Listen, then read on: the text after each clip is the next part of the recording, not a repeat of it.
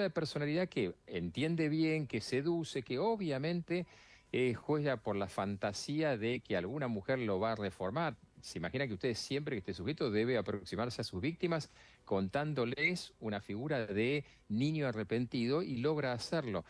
Es decir, normalmente todos estos asesinos son sujetos en algún punto muy seductores para cierto tipo de personas y secundariamente tienen una gran habilidad para captar la debilidad en las víctimas. Ujú. El percibir esa debilidad y explotarlas es su arma principal.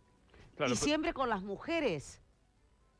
El foco Bueno, está entiendo que puesto en la cuestión femenina.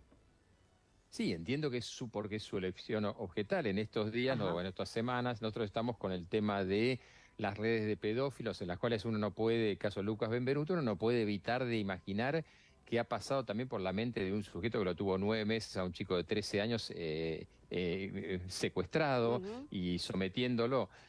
Es decir, en realidad eso depende del personaje. La característica como los crímenes de índole sexual, pero en este caso aparte es un femicidio, un homicidio, tienen que ver con una cuestión de poder, no tienen que ver con una cuestión de goce sexual. El sujeto básicamente explota su necesidad de poder y hacer doler a una persona, someterla y demás, es parte de ese goce perverso. Desde el momento que un juzgado, la ley y la sociedad no entiende esto, estamos ante un serio problema.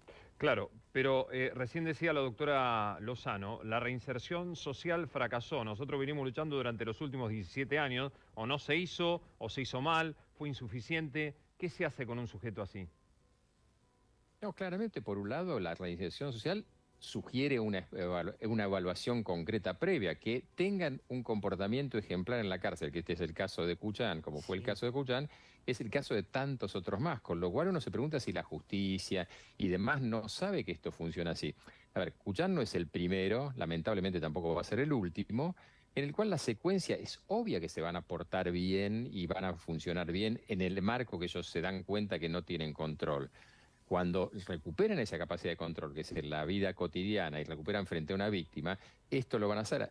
Primer punto, detección, la capacidad de triage, la selección para ver si una persona puede salir. Y luego lo que usted decía, reinserción sugiere que hubo un seguimiento. Evidentemente acá no hubo ni seguimiento ni un proceso de reinserción social. Por lo tanto, obviamente no hay posibilidad que reinserte.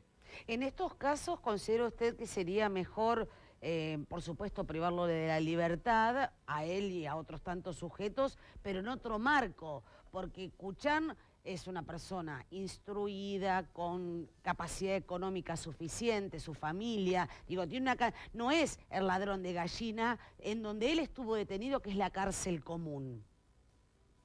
Pero, a ver, quitemos de lado eso. Imaginemos que alguno de nosotros está en la misma situación, o un premio Nobel está en la misma situación. ¿Mm? No variaría.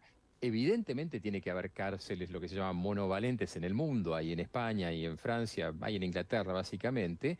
Pero básicamente el punto es un trabajo de detección temprana, de selección de posibilidades y finalmente de seguimiento y tratamiento. En la medida que no se haga esto, y esto, bueno, quedará para la justicia, evidentemente no se puede poner una situación de peligro en la calle. ¿Cuál es el problema en nuestra sociedad? Y lo hago muy cortito. Tenemos una justicia que aboga por los derechos de los victimarios y no de las víctimas. Entonces, claramente pensamos en que no se someta a una persona a un castigo innecesario. Esto ha sido la postura abolicionista, mal llamada garantista, pero en definitiva de las víctimas nadie se ocupa. Con lo cual hoy la sociedad está en peligro. Sí, estamos todos en peligro. Esto es lo que nosotros tenemos que entender, que la mejor forma de egoísmo es el altruismo. ¿Qué quiero decir?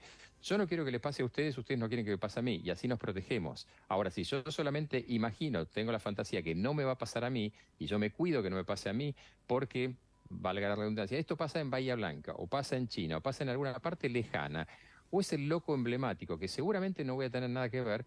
Ahí está el grave error, la sensación de que esto pasa en otras circunstancias, en otros niveles, hasta en otros niveles sociales. ¿Este tipo de personas con estos rasgos se encuentran algún límite? ¿Su propia inteligencia les hace poner un freno para no repetir su historia o pueden seguir para adelante? No, la inteligencia les sirve para seguir elaborando nuevas estrategias, pero les voy a poner un ejemplo, el famoso cerco perimetral o las limitaciones perimetrales que se ponen, en general, cualquier límite que ellos crean que pueden pasar, lo van a saltar porque eso es lo que más estimula. Es decir, cierto Ajá. grado, perverso lo voy a decir, de resistencia de la víctima o del sistema si no es realmente eficiente, Mm. lo incrementa. Entonces, claro, obviamente lo único que entienden son límites concretos, lo cual no quiere decir castigar los demás. Significa que usted no dejaría un algo, un perro, un algo peligroso, y perdón la comparación entre humano y otros seres sintientes, pero en definitiva es esto, no lo dejaría libre si ya ha mordido a muchas personas. Ujú. Y esta persona es su forma, hay que detectar qué es lo que hace, no hay que simplemente ponerle un cartelito de patología o que no es psicopatía, sino que hay que abordar los comportamientos que tiene. Un sujeto que realmente descuartiza a una pareja, luego golpea a otras, fractura, entiendo que la última víctima tiene una fractura, si no me Sí. equivoco, Sí. el relato era este, evidentemente estamos hablando de alguien de mucho peligro. Doctor, muchas gracias por